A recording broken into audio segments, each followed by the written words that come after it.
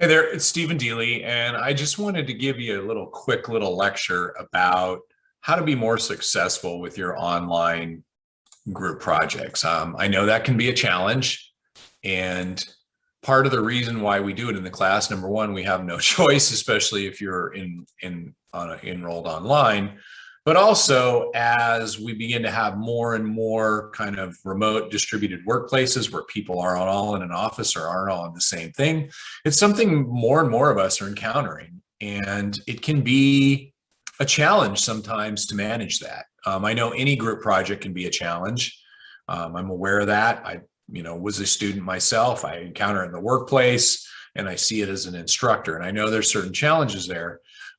When you're taking a class in person, and you're working on a group project, at least you know that theoretically anyway, your teammates are going to be showing up, once or twice a week for the class meetings, and you'll be able to hold each other accountable there. A little more difficult, and again, in an online distributed environment, it's just difficult to get a hold of people. We don't know their schedules. It can be a little bit more challenging to work with, but there's definitely some things you can do to assist yourself with that. So number one, I would say, is just be proactive and begin setting the groundwork early.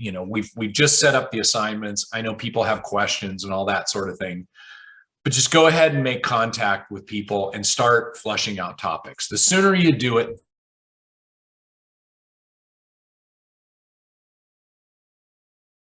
if you can, share information this week so that folks can go do a little bit of research, so you can maybe come back next week and get started on your proposal. Like I said, the sooner you start, the sooner you're going to figure things out. And also the sooner you're going to figure out what's the best way to communicate with people. I imagine most of you are really comfortable with some kind of group text or something of that nature, but other people might feel more comfortable in setting up a video conference or something like that. Again, but I know your time is precious.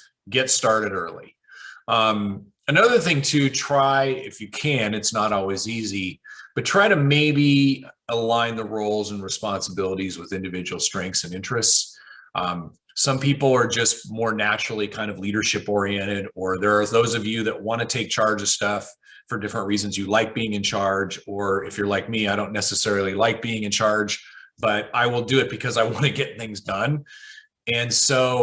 And I didn't assign any group leaders. That is up to you. You can work that out naturally. But again, just assigning different roles to everyone in the group. Maybe you've got someone that's really good at organizing and setting up meetings. Somebody else is good at research. Maybe someone else to, kind of write and record things, and somebody else who's good at analyzing data. Try and take advantage of those interests. And also it helps with the division of labor. You don't want one person doing too many of these things. All right. So take a look at the schedule. It's week 10.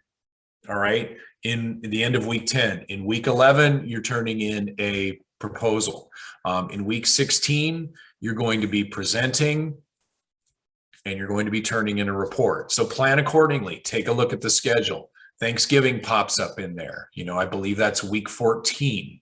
I don't know. I should have checked that. But anyway, you've got that coming in there. And I know some people, it's just part of a day. For some people, they're gone for a week. So, get an idea of maybe reverse engineer the schedule to figure out when you want to have things done. Okay. Feels like you have a fair amount of time right now, but I know it's going to get into a crunch a little bit later on.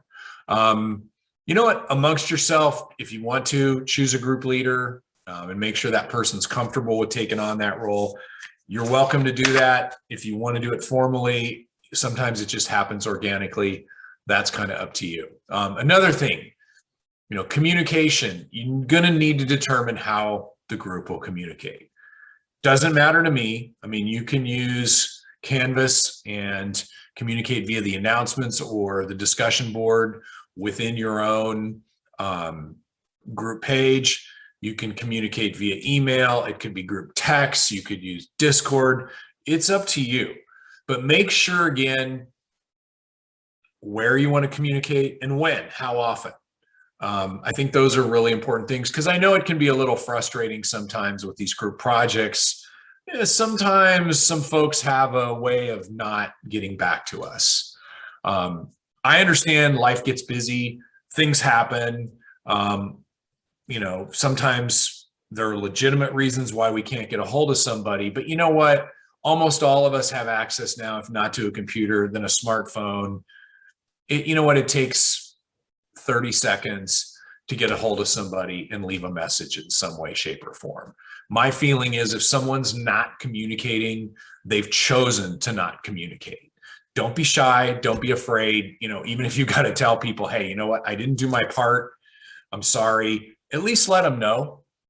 Better that, and everybody knows, than everybody doesn't know and is assuming that you're working on it. Just stay in touch base with people. All right. Your group's going to become some of your best friends for the next few weeks, and then you can shun them after that. But for the next few weeks, just be in touch with each other. And again, create a forum that everybody's comfortable communicating through. All right. You may not use Canvas. There's a ton of other options out there. I mean, this is just some examples on the screen. Now I know a lot of students use Discord in different places. Whatever it is, set up some kind of forum. Another thing that you're able to do if you want to is go into the modules and take a look at that. At the very top, it says student. You can see one where it says student Zoom accounts. You can set up your own Zoom accounts and have video conferences. Okay. Now, obviously, if you're just communicating with a group text or something like that, it doesn't require us to all be communicating at the same time, which is great. Sometimes, though, you're going to need to meet as a group. And I think to save people from having to travel and meet face-to-face, and I'm sure some people have some health concerns with that these days, Zoom's a great way to kind of get everybody involved and hold everyone accountable. Obviously, as we get closer to project deadlines, you're going to need to schedule more meetings a little bit more often to get things done. Just be aware of that. Just be prepared for it. And again, that helps you would kind of address any last minute changes and things that need to be done. So if you having any trouble working in groups, and again, I'm well aware of the challenges that are there. As a student, I get it. I get your concerns. It's can be a little frustrating sometimes just because maybe we feel like the workload doesn't get dispersed, and maybe some folks in the group are taking advantage of the other ones and they're going to get the same grade, and that's not fair, and all those things. And I completely understand that. So first off, number one, it happens to everybody.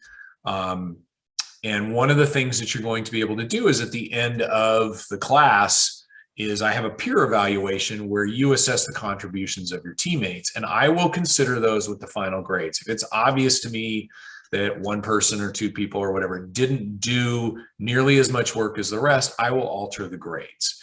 I can tell you that it's never an even disposition of work. It would be great if you had a group of 4 and it always worked out to everybody did 25%. There's probably some little differences there. One person may have done 30, somebody else may have done 20, and that's just reality. And I'll tell you this, part of this exercise is just getting more practice with working in these groups and teams. That's more and more of what we use in the workplace now. We have cross-functional teams. And it's one thing if I'm a manager and you're my employee and I'm asking you to do something, you're probably going to do it for no other reason than you want to keep your job. And I also have authority over you. I can change your schedule, change your salary, fire you, counsel you, whatever. When we're peers, it's a little more difficult. And that's what you're experiencing as students. No one has authority over anyone because you're all equal, so to speak. So it requires a little bit different touch. I'd love to tell you it gets better, when you get out of school and into a workplace.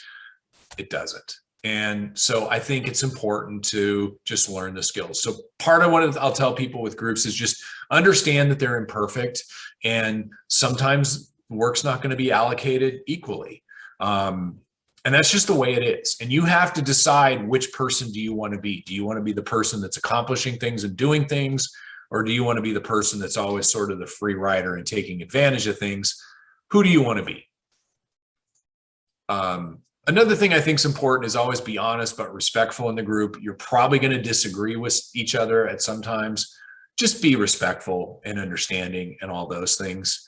And I'd say at the same time, I know some people can have some really strong personalities and want to drive things a certain way. I think it's one thing if you have that just to get stuff done, to kind of, pull people forward. But some people just sometimes get an idea and they're like, this is how we're doing it. Speak up, right? If, somebody in your group is heading down a path you don't agree with, speak up. And one thing I will say too is I think this is really important. If you don't like something or don't think it's going to work, in addition to speaking up, also have a solution, right? So instead of saying, well, I don't like that idea and leaving it at that, saying, you know what, I disagree with that idea. How about if we do it this way? All right. That to me is a really important thing. I don't like people just griping about things and then leaving it at that. I'm like, okay, what's your solution? All right. Also, again, ask your professor to implement. Yes, we do have peer evaluations at the end where you get to contribute and tell me, how much everyone participated in the group, what worked well, what didn't. And then again, don't be afraid to talk to me. If you want to, you can provide group updates. I don't necessarily need them. If you want to, that's great, but I don't require them.